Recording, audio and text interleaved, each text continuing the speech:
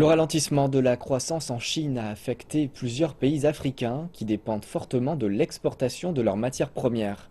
Si l'économie chinoise a stimulé la demande pour les matières premières au cours de ces 15 dernières années, elle est en passe de basculer vers une économie basée sur la consommation. Quelques industries telles que celle du vin bénéficient aujourd'hui de la demande accrue en produits finis.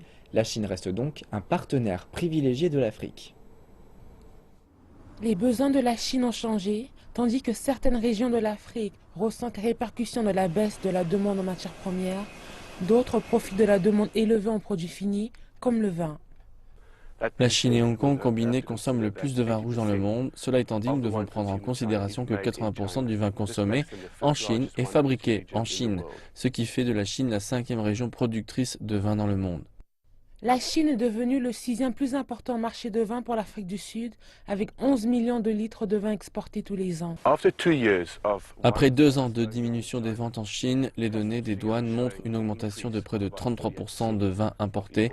Les commentateurs industriels voient cela comme un indicateur d'une possible reprise de la croissance rapide que nous avons vue avant la mise en place de mesures d'austérité il y a de cela 18 mois. Avec le ralentissement de la demande de vin de qualité de l'Europe et des États-Unis, les vignerons sud-africains ont réalisé qu'il y avait une opportunité pour des vins à prix modéré en Chine. Les producteurs ont ainsi modifié leur méthode de vinification, c'est-à-dire le processus de transformation du raisin en vin afin de répondre à la demande. Ces modifications ont créé un nouveau marché de vin élaboré pour satisfaire les besoins des Chinois.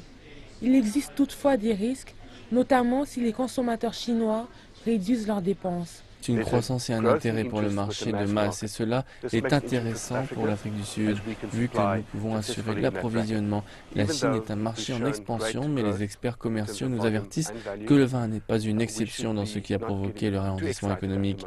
Même si nous avons démontré une croissance formidable en termes de volume et croissance, nous ne devrions pas nous enthousiasmer trop vite. Cela étant dit, parmi les 10 principaux exportateurs de vin vers la Chine, l'Afrique du Sud a bénéficié le plus.